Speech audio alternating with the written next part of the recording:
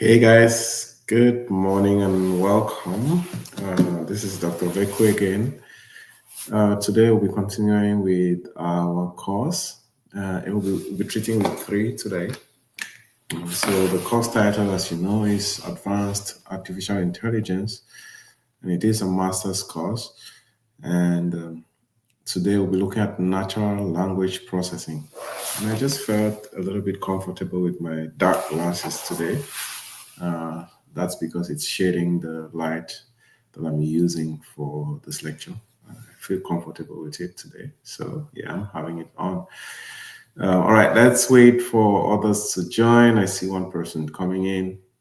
And please feel free to send us comments as you come in so that we know that you're listening or following up. Let's give it a moment for others to join, guys. All right.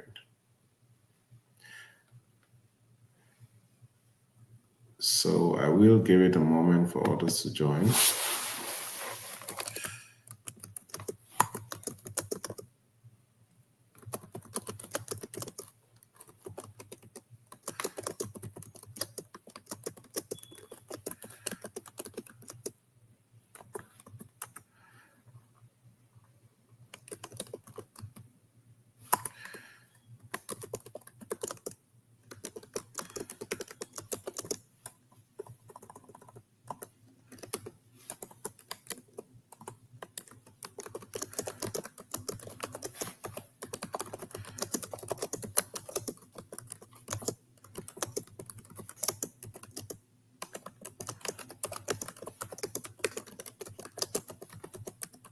All right, thank you for joining. I see one person has joined. Let's give it a moment for others to join. Okay, our topic again is going to be natural language processing. So that's our topic for today, and it's still an AI topic. So it's week 3 of our journey of our course, and yeah. Let's see how it goes today. I have 2 persons joining. Please leave us a comment. Let's know that you can hear us. And please help us share the video so others can join us. All right, let me just do that on my WhatsApp status.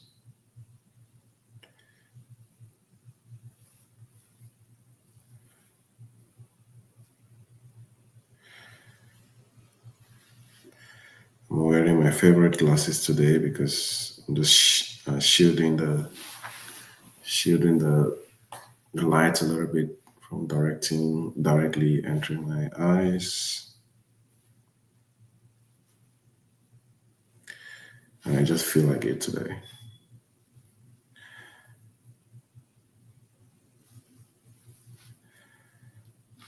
All right, let's see.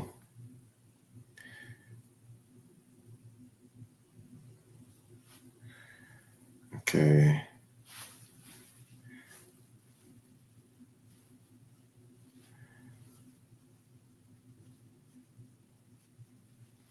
And at the end of the course, at the end of the 8 weeks course, we're going to begin practical lessons. So hands-on stuff. We'll be doing some coding. We'll be doing some practical real scenarios. We'll be deploying stuff. And it's going to be interesting, right? Towards the end, where we become very practical. All what we learned, we'll try to put it into action. We'll deploy models, we'll build tools, we use them to create neat little charts and see how that plays out. All right, I think we can get started. People will be joining us as we go along. All right, so I will go ahead and share my screen. So let me share my screen to our topic for today. And let me make sure I can share my screen. Share screen. Share. I want to share this window here. All right, I think you can see my screen. Yes, it's showing up here. And that's the screen I'm sharing. All right, so today we are on week 3, like as I was mentioning, and it's NLPs, right? So natural language processing. So we want to look at what natural language processing is all about. It's a big topic, right? It's a big topic in AI, and so we want to examine what it is. So let's see. Can you hear me, please? Let me know if you can hear me very well. Let me not be talking to myself. So just leave us a comment if you can hear us, so that we're sure that you're listening and can hear us. Before I go ahead, let's see. Any comments? Any comments? Or just hit us a thumbs up to show that you can hear us before I go ahead. And all of you, you can have access to this course or to this screen I'm sharing. Okay, I see this, the thumbs ups. The thumbs up, yeah, from 2 persons. So the course link, if you want to follow like what we're doing today, is right here, right? So I can just copy this and share on our chat here. So if you want to like review it yourself, I'm just posting it here. So it's mscs633.com / natural language processing. That's the link I'm sharing today. All right, and so this is where I am today. All right, so let me remove my interesting glasses for now. Okay, so natural language processing, what is it, right? You know, natural language processing is basically a subfield. It's like a field of AI that is focused on helping computers to be able to understand, interpret, and generate human language. You know, to generate language that is human-like, right? You know, the human being is able to communicate ideas through language, right? And so natural language processing is a subfield of AI, and of course, what is also known as computational linguistics. And this is, mostly about, enabling computers or enabling systems to be able to process information, to process, understand, and generate human language. And it generates it in different ways, in both its written form and its spoken forms. The human being communicates both in written format and in written format and in spoken format. And so natural language processing is a field of AI that is out there to ensure that machines are capable of doing these things. Machines are capable, or systems are capable of understanding human language. They're capable of generating human language, and capable of ensuring that human language is passed across in different formats, both written and spoken. That's basically what it is, right? And it's a big thing. It's a big thing. It's a big thing. So it does that just like we speak or write every day, right? So that's how computers try to understand and generate human language, just like human beings. So think of it this way: humans use language to communicate, and natural language processing teaches computers to do the same. So it allows computers to be able to read, to be able to listen, to be able to understand, and even respond using words and sentences instead of just numbers or code, right? That's what natural language processing does. So it makes things like, the Google searches, the series, the chatbots, the language translation models, and text summaries, and all of that. That is the work of the natural language natural language processing, or what we also are calling NLPs. Right? That's basically it. And This is applied in different applications today, right? It's applied in different applications. A lot of applications, use this type of processing. It's applied in machine translation. So when you give a text to an AI system to translate, it uses natural language processing models to do that. It's used in text summarization. When you ask ChatGPT or something to summarize, that is what it uses. Sentiment analysis, to analyze text and make sentiments and bring out the sentiment in the text, whether it feels that this person is angry, or this text, shows the certain sentiments about a human behavior. And then it answers questions. It does a lot of things, right? And there are different models that are used in natural language processing. So there are different models that are used in natural language processing. So you see NLP models. The very first model is called the N-gram model. The N-gram model. We'll look at what the N-gram model is. Let me see if we have any questions or any reactions here. So no questions, okay. Let us know if you have a question, guys, about natural language processing. And so we're saying, there are different types of models that are used in natural language processing.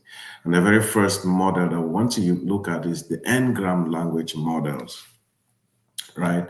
And the N-gram language models are statistical models that assign probabilities to sequences of words based on their frequencies, or based on the word frequencies, right? And of N word, based on the frequencies of N word sequences, what is called N-grams in a training work or in a training corpus. These models make a Markov assumption that the probability of a word depends only on the previous N1 words. So what this definition is saying is simple, right? It is simple. It's a basic method that is used in language processing to help computers predict and understand text. And they do this by looking at how often these words appear together. So those N words.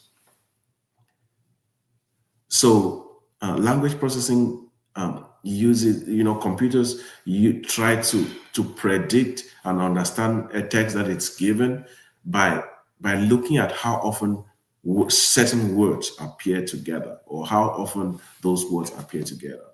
So instead of trying to understand a whole sentence at once, the model then would be looking at small chunks of words, and they call the small chunks of words are called N-grams. That is what we're referring to right here. So those small chunks of words are referred to as N-grams. And that's where we're saying an N-gram is a contiguous sequence of N items from a given sample of text or speech. The items can be phonemes, syllables, letters, words, or whatever, right? They can be different things. So it could be a series of different things. And so an N-gram is just a group of N words in a row. And when it's one word, we'll call it a unigram. For example, a dog. That's just one word. We'll call that type of N-gram a unigram. And when the sentence is made up of two words, you will call that a bigram. For example, good morning. And when it is three words, you call it a trigram. For example, I love Africa, I love music. And when it's a four-word type of thing, you say a fourgram. For example, see you next week or something like that. And so if N is equals to 3, what would that be? The model looks at groups of 3 words at a time. If N is equals to 3 in the model, then the model will be looking at 3 words at a time. And so n-gram models would then learn from large amounts of text, but it groups those texts into different chunks.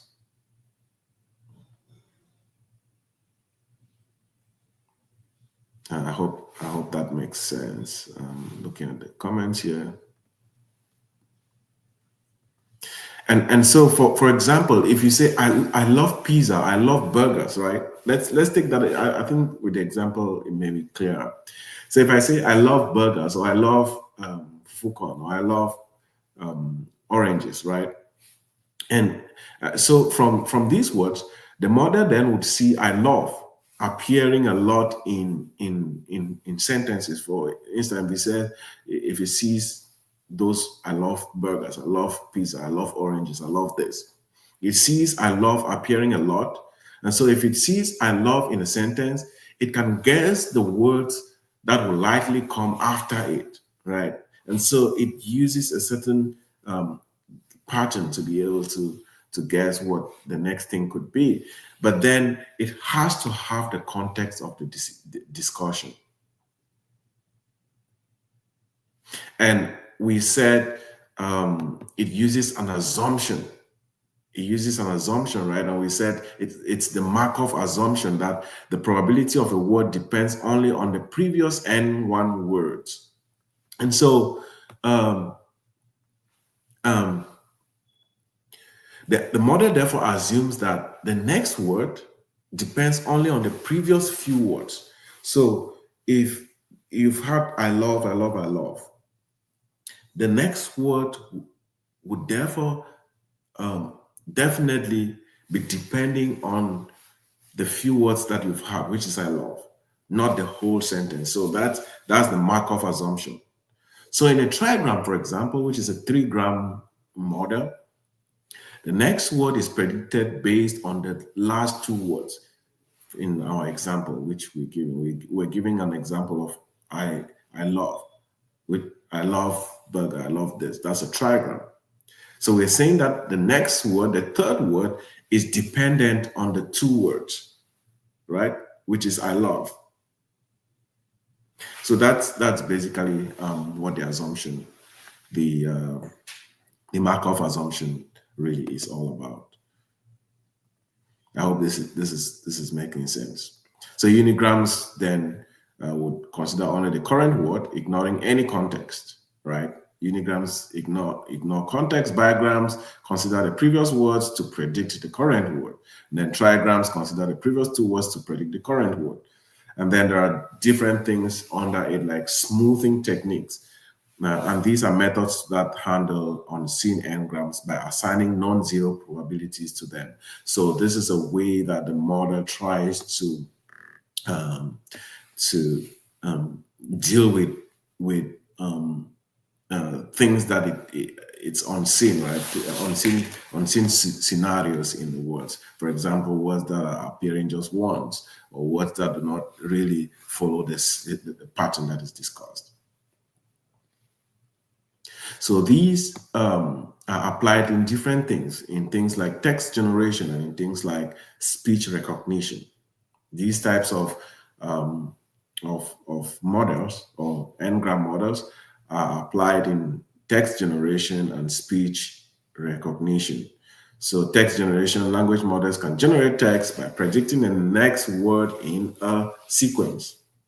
And this is useful for things like auto-completion, when you're writing in Words, document, and so on and so forth. You have some of those auto-complete words. Some of them are not always accurate. If you've used auto-complete, even in your phone, when you're typing, it brings up a suggestion for you to use. Sometimes the suggestion is not always what you're expecting, but then it uses an n-gram model to predict that, hey, you've used this word, probably the next word is going to be this, and so it auto-generates it for you and proposes it for you. That's how that auto-generation feature works. So today you've learned how auto-generation words come about through a model or model types that are known as n-grams. So it's used for text generation and also for speech recognition. So it would help in improving accuracy in speech recognition systems. So let's play around with this example, the interactive example here.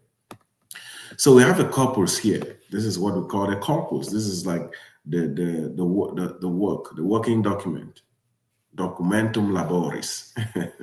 This is like the working document for this. So it's the training corpus, the data set that is used to train whatever will be generated here, right?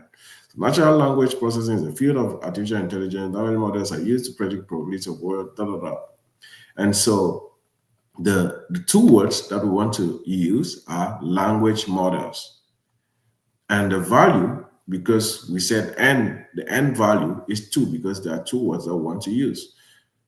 Now, how many words do we want to generate? We want to generate 10 words. So we'll be using the words based off of these two words. And so if you generate this text, let's see what it returns. So you see, it says language models, neural language models are used to predict the previous N1. So it's just, although it's just, this one is not doing any serious training. It just auto-generates something, right? You can still generate something else. And it brings language models are used to predict the probability of word smoothing techniques, right? So it goes in there and figures out that the next thing that could be coming could be this, and then it proposes it, right? And we used a bigram here. We could use a trigram. So if you change this to a trigram, it would also then just use that. Language models are, so we'd have to add something here, right? Because it's a trigram. So if you generate now, we say language models are used to predict the next word smoothing technique help address. So it's just weird. Like it's giving responses that are not really accurate because this is all the training data set. The model is not strong enough. You know, it's not anything, right? But you get the idea. You get the idea of what we're trying to accomplish with this.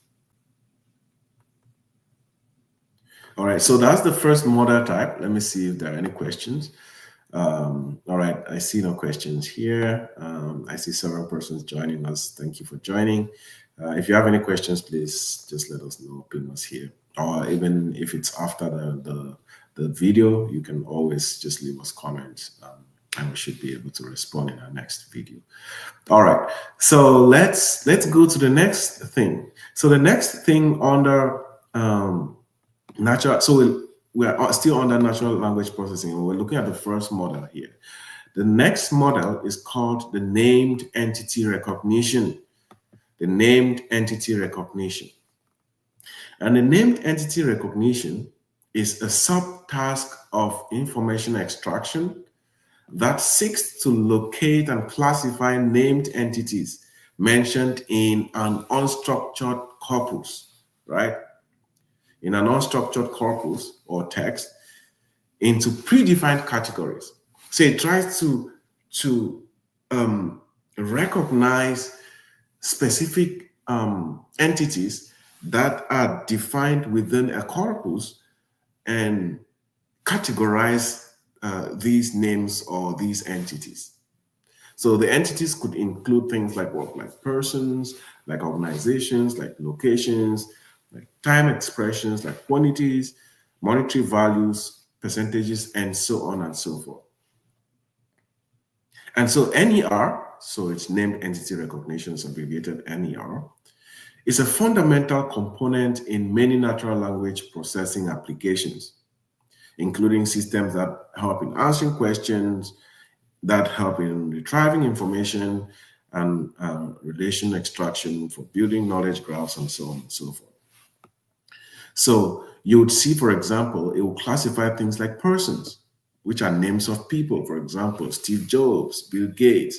It will classify things under organizations. For example, companies, institutions, and so on.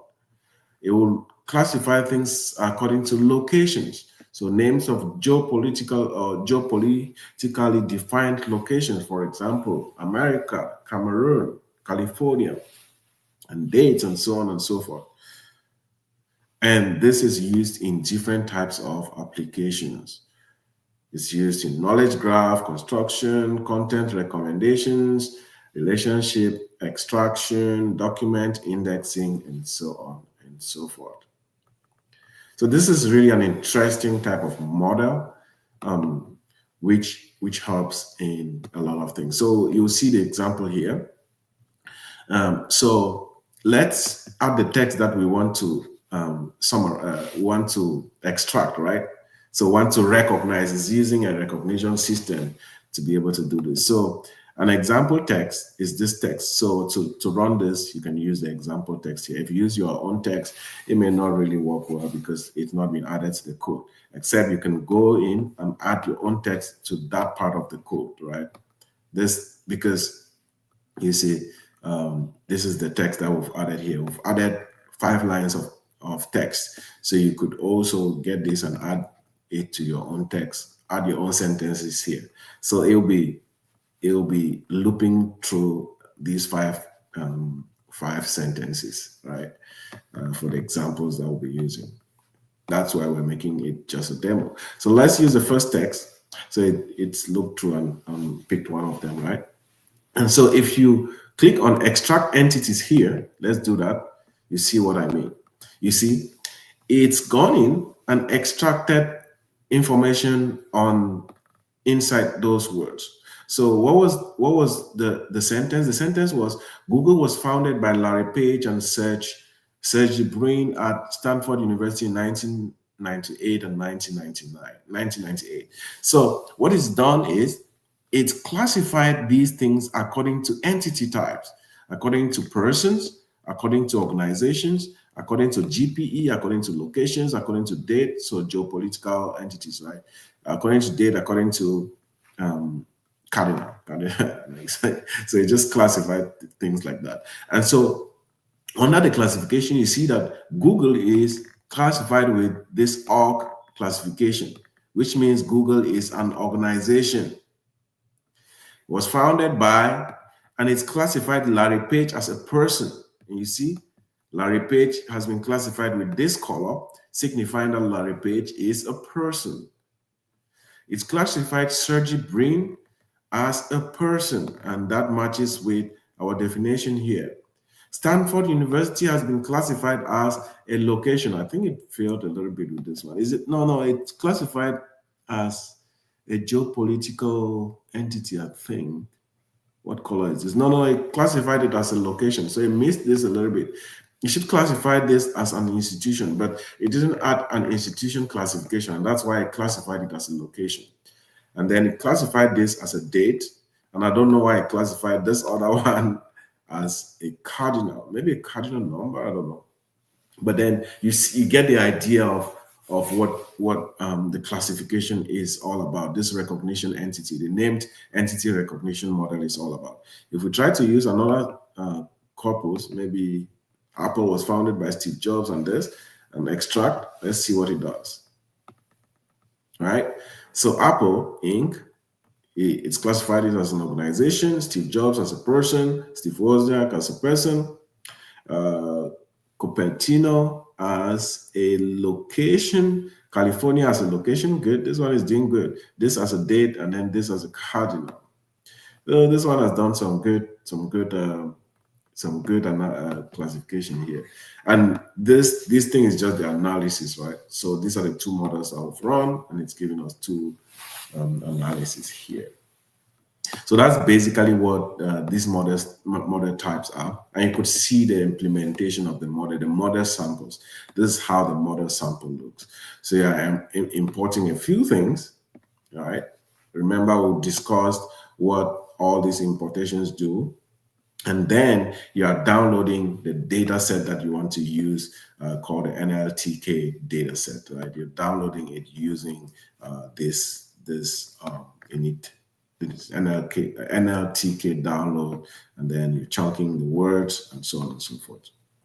And load spacing model. So you're loading a model type that will be used for this recognition classification. And then This is a simple extraction that you're doing. You're using Spacey to be able to extract it. So this is the code here. You can pull it up yourself and run it on your environment. And the environment type that I mentioned the last time, you remember the environment type that I mentioned the last time would be something like a Jupyter notebook. And I showed you how to download a Jupyter notebook in your environment.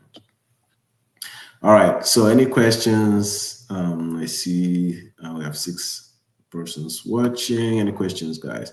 Feel free to drop us comments. So that was the second model we're looking at. All right, let's look at the third model under this. So the third model type under natural language processing is text classification. Text classification. And what is text classification? It is basically the process of assigning predefined categories to text documents, right? So it classifies documents. It's one of the fundamental tasks in NLPs, and with the applications ranging from things like spam detection. So an email comes in and your email service is able to classify it as a spam and move it to the spam folder, right? It detects it and classifies it and then moves it to a folder. It also does sentiment analysis, so topic categorization and intent recognition, a lot of things that it does. And modern text classification systems use machine learning algorithms that learn patterns from labeled examples, allowing them to make predictions on new unseen documents. So the popular models, popular algorithms that are used under this type of classification would include naive Bayes, which is a simple probabilistic classifier based on the Bayes theorem. We'll be looking at this as we go along. And then you have the support vector machines, SVMs. This is very nice.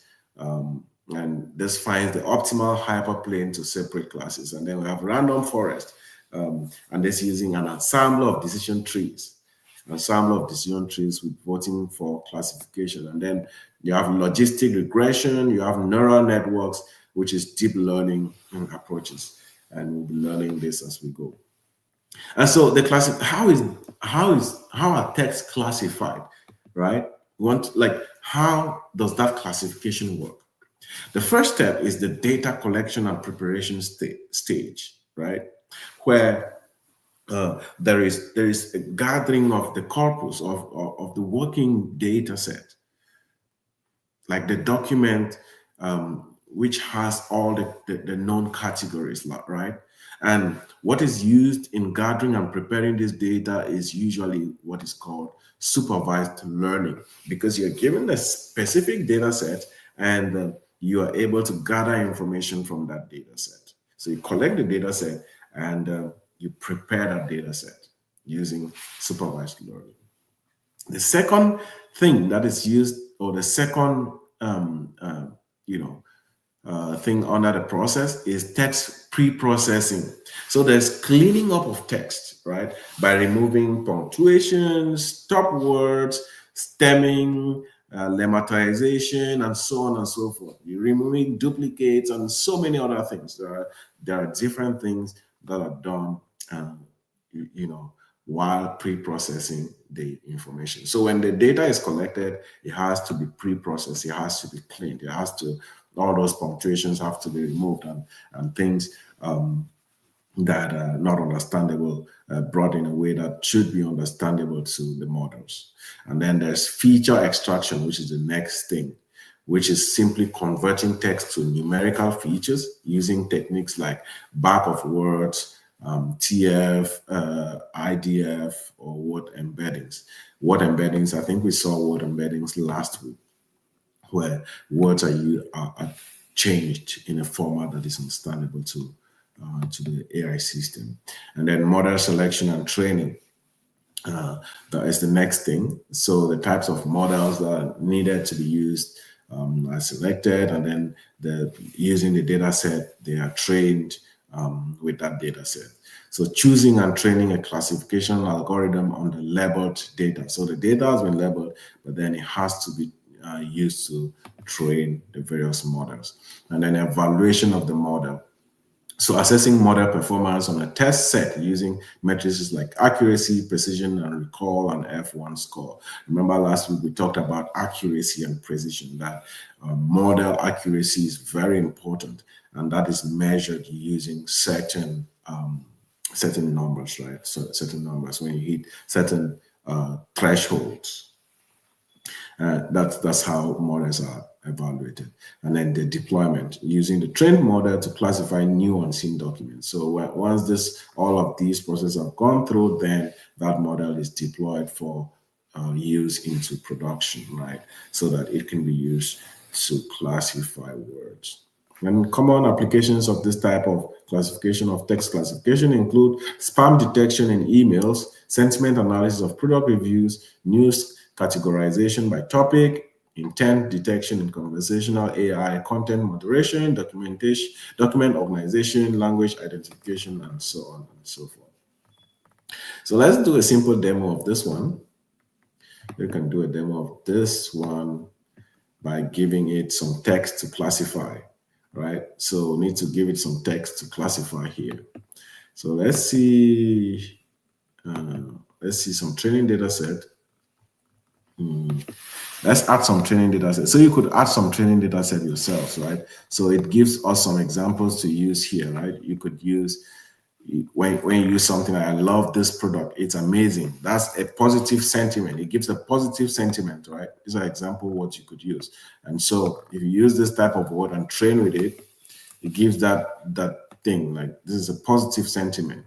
And if you say John is a really nice boy, and give it a positive sentiment, it will use it as a positive sentiment in your statement. If you use a statement like John is this, you've classified it, you see we've labeled the text. You've labeled your text and made some. And then if you say John is sleeping all day, and then you make it negative and add, right? We've made that, and we've added it as a negative sentiment on here. John is sleeping all day. It has a negative sentiment, you see. And so when you go here, go back to classify your text, and you write anything, maybe John and sleep, and try to classify this. I'm guessing it will classify this under negative. It's positive. John and sleep. John, so it's classified it wrongly though. But these are the models it uses: the naive, Bayes, and then SVM and random forest. So it's giving it positive confidence, John and sleep. Maybe it didn't catch that well, so let's give it. Let's use a sample thing that we did here and see what it does. No, let's go here. Let's put the exact thing that we copied from its already classified text and see. Okay, so it gives it a negative classification. You see. So naive Bayes gives it an 87.6 confidence that this speech is negative, right? Naive Bayes says it's that negative, which is good.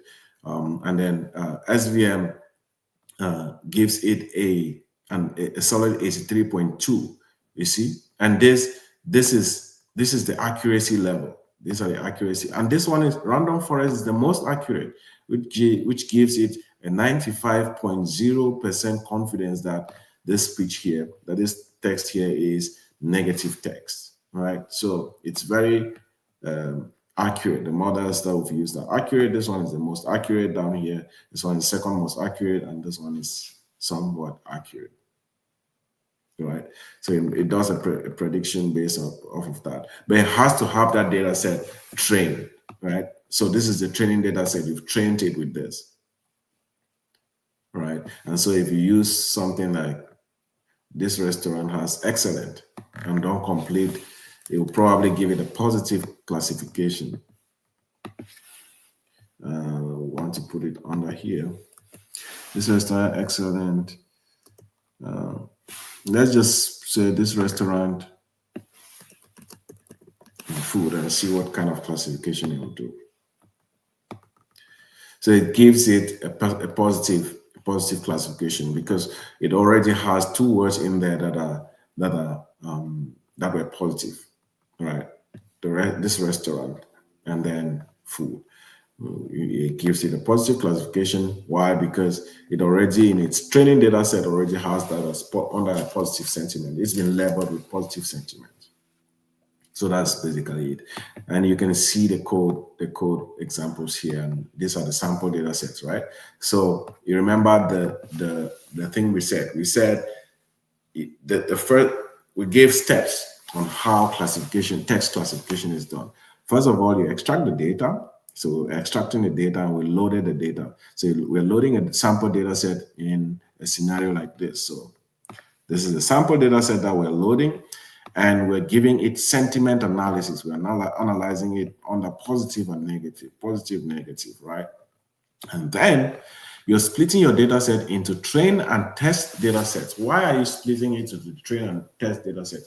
Because you have to train the model using the text, and then you have to test it, right? You have to test your model using the test data sets. That's why you're doing that under trains. You see X train and X test, Y train and Y test. So you have to classify your data set, split your data set that way.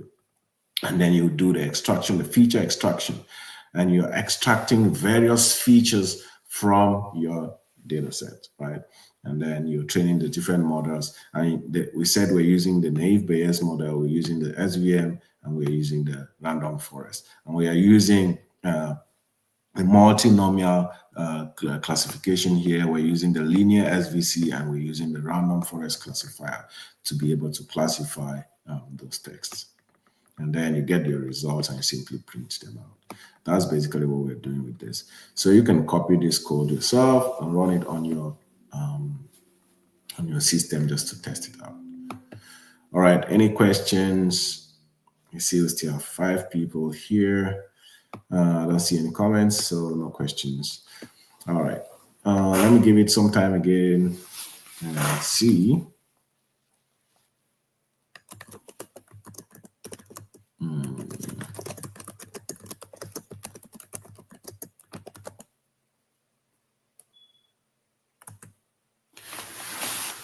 All right. So no questions for now. I think we can go ahead. Let's see. So that's what text classification is all about, right, guys? So it follows a certain pattern. It follows this pattern to be able to arrive at all of that.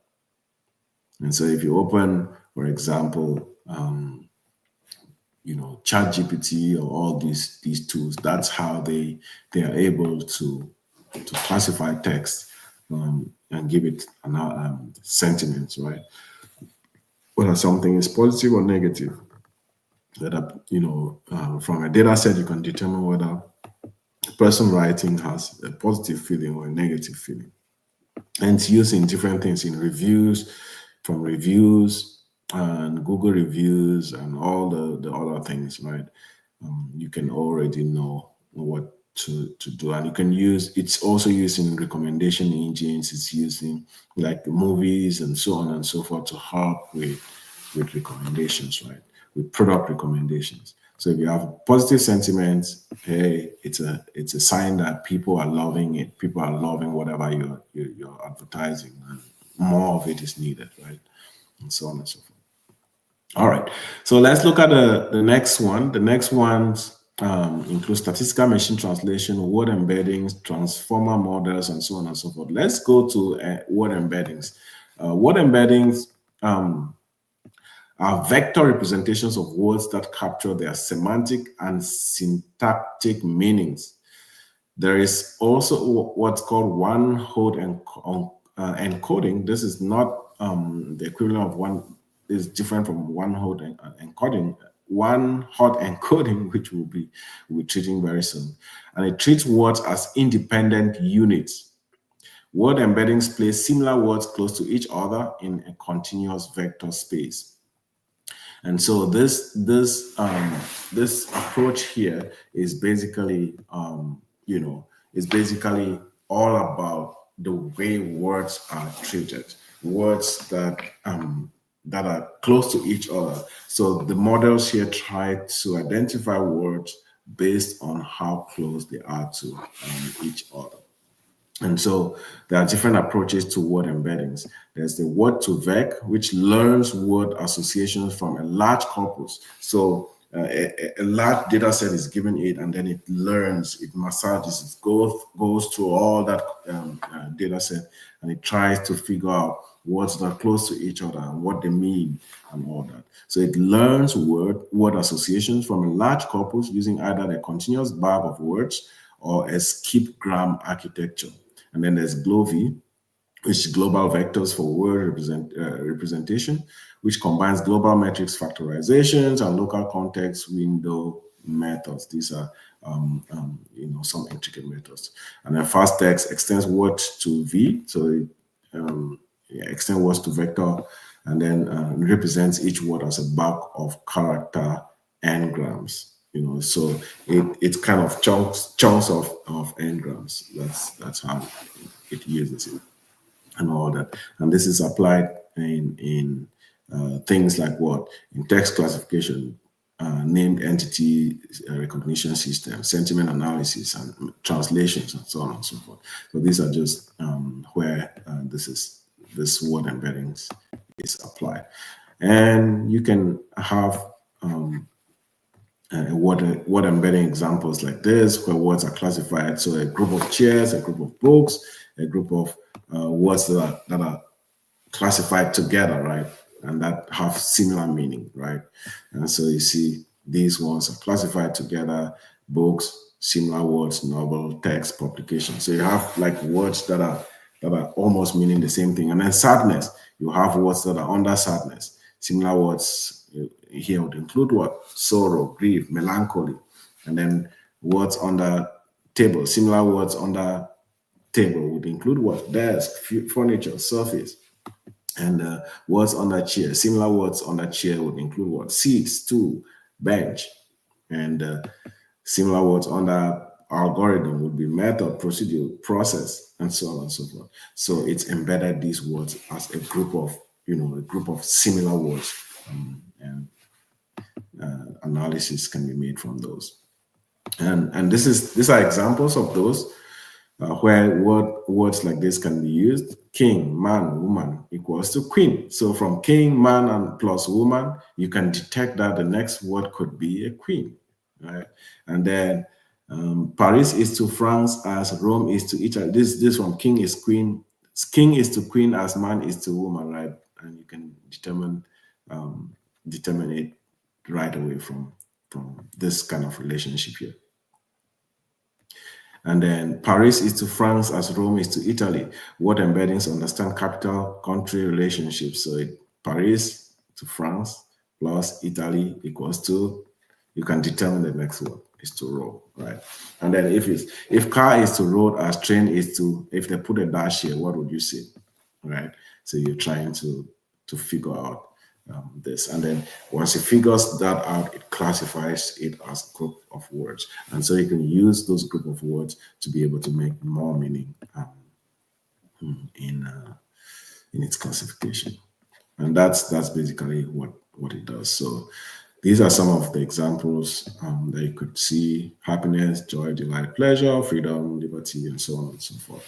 So that's word embeddings, and I hope that makes sense. This is a little bit easier to understand. All right, any questions, guys? Any questions? I think we'll end there for today. We've treated a lot of things. So we've looked at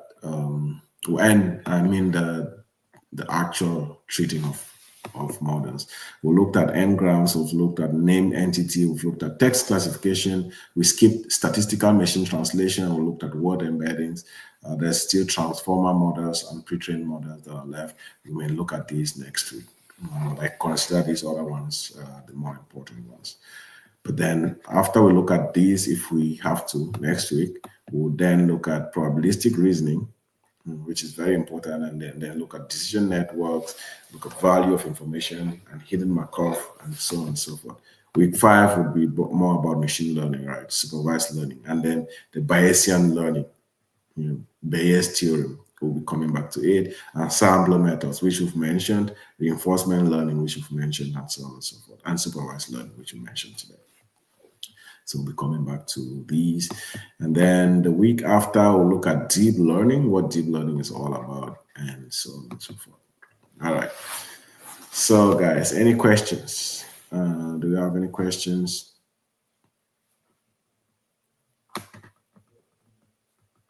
If there are no questions, I think we can stop there for today. And please feel free, if you're watching afterwards, to leave your comments, and I'll respond to your comments. Or, if you want us to look at a specific thing next week, we can do that. And AI is beating up everything in the market. I was in the AWS reInvent program this week, and it was all about the integration of AI in every service, guys.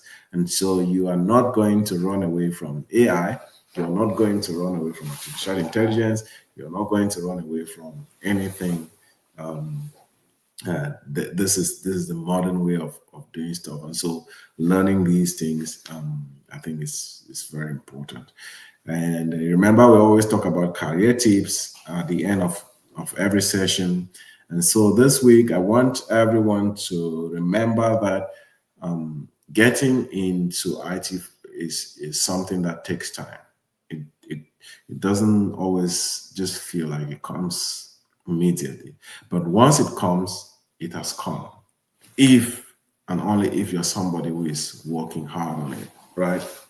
If you keep working hard on it and it comes, it just stays, and you figure out a way to always remain active in the market. I know there are people who lose their jobs, and that's okay. You can lose a job in IT, but your ability to find it quickly is what keeps you afloat. It's what keeps you going, right? And what your ability to be able to find the next job comes from what you're doing now. You shouldn't be comfortable. Never be comfortable in one place. Never be comfortable in a job for 10 years and you're like, oh my God, this company has job security. There's nothing like job security when it comes to companies. Yeah, it could look so nice, but guys, when it hits you, it hits you. There are people who've been working for 20 years in big companies like Amazon, like Oracle, like the rest, and they're laid off after 20 years. So there's nothing like really job security that much. But there will be job security if you're the person who has been working hard. And how do you work hard? Working hard means actively learning the new stuff, upgrading your skills, and keeping your mind open to changes. A lot of people are stuck in their old systems, in their old processes, in their old roles. They don't want to hear anything beyond their old roles. That is not that's not a good disposition for somebody who is in IT. If you're in IT, you're somebody who continuously innovate yourself. You want to continuously learn. You want to continuously grow. And it takes a lot of efforts to do that. But if you can even just do that like 1 hour every day, 2 hours every day, trust me, you'll be very good. Thanks, Dr. AI has come to stay. We appreciate the knowledge you're impacting on the community. Thank you so much, Dr. Marvis, and shout out to you. Hey guys, follow her. She has some amazing stuff to offer. She has a training institution. If you want to learn about cybersecurity, she is the person for you to go to. Go register and get yourself some good knowledge in the cybersecurity space. Yes, AI has come to stay. And you see that if you're somebody who is so traditional, you think that I'm a software engineer and so I'm comfortable in my role, very soon AI systems are coming to replace you. There are tools like Kiro. Kiro is one of the tools that AWS is boasting about, and it's doing a good job. Little tools are coming that are better than you, right now. If you are a programmer, if you are whatever you are, right, you can easily be replaced. But you can find your feet back up, or you can you can help yourself rebound quickly if you are that open person. You're learning if you keep learning. Because if you keep learning, there will be a lot of opportunities out there. Not only in one thing. You will not be a man of one book. You'll be a man of many books. So if this door closes, I can literally pick up anything. You can be in DevOps engineering, cloud engineering, data engineering, could be anything. You can get a different job anytime. And also, you have to be able to measure yourself, measure up where you are in relation to the market. This is a tip that most people do not try out. When you're in a job, always try to apply for other jobs and take interviews, even if you don't want to take the jobs, to measure yourself, to see where you are in relation to the market.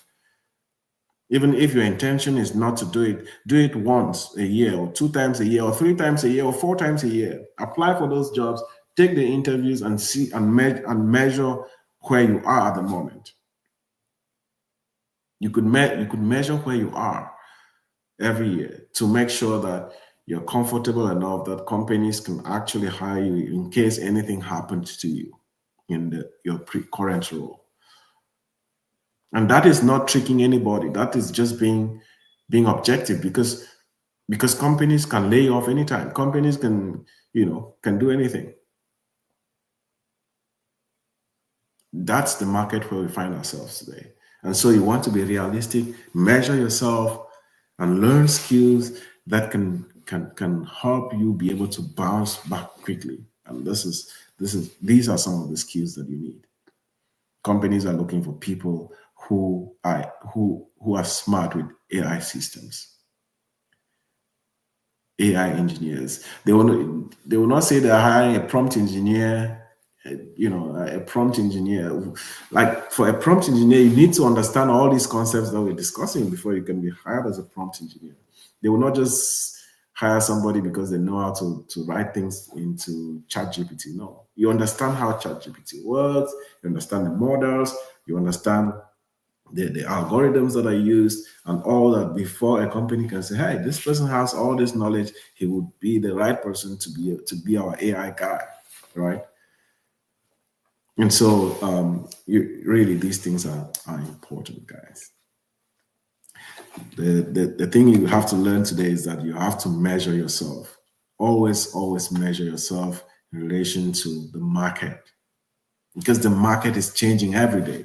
You could be stuck in your skill sets thinking, hey, I'm so good in cloud, I'm so good in data engineering, I'm so good in software engineering, when your time has passed, when there's a lot that is going on in the market and you don't know. Because technically things are converging in the market right now. So many roles are changing.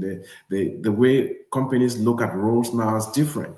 They don't look at roles are not too separated again. Roles are converging, they're coming together. And so you could think that you're a cloud engineer, you go in there and you're doing what a data engineer is doing, what an ETL engineer is doing, what a DevOps engineer is doing, what a cloud architect is doing. Why? Because companies are beginning to look at all of these like, hey, the way knowledge is acquired, the way knowledge is transferred is different now. That's how companies are looking at it. They are like, you have everything in front of you. Can you use everything to get work done, right? That's what companies are doing now. And so you can have 3 persons in a team that used to be a team of 10 people. And these 3 persons should be able to do all what the 10 persons used to do, because they have the tools available, right? And so, guys, you need to keep working on your skill sets and learn other things. Do not be so focused only on one thing. The world is changing. And that's why people like Elon Musk and others are saying that in the near future, work will be optional. People will not need to work because systems um, and tools and bots and humanoids and all those things, digital beings will be able to do the work for human beings, and you'll be working just as you do a garden when you can also just go to the store and buy the same things that are grown in your garden. And so work will be optional, and that's why we need to keep developing in other areas, not just in one thing, and keep your streams of income open, guys. There are a lot of things that you can do. There's business, there's a lot out there that people don't know. There's the market, the trading in the stock market. There is online stores. Take, for example, Amazon. Amazon doesn't really own any product in the market. Amazon just owns large warehouses where people buy their products and come and store. And they open their individual stores inside the Amazon platform. And Amazon just helps, helps with the warehouses, and then helps with the transportation, with hire people who fulfill all of those, right? But they don't own stuff. They don't own things. Like you don't buy something from Amazon. It's you're buying from somebody's store inside Amazon's platform, right? And so there are things like that that you could learn. The world is all about learning stuff right now, and you have everything in front of you to use to learn, right? AI systems. If you just go to ChatGPT, it can just teach you how to do anything right now. Go to ChatGPT and ask it how to write code to create this. It will just to help you do that. So these things are very important, guys. That was it for today. I just wanted to give you some of these ending tips. And it's 1 hour, exactly 11 o'clock. And I'll be ending here for today. So leave us any comments that you may have, guys, and let us know if you want us to tackle a particular topic next week. We can do that. Have a good rest of your day. Bye bye.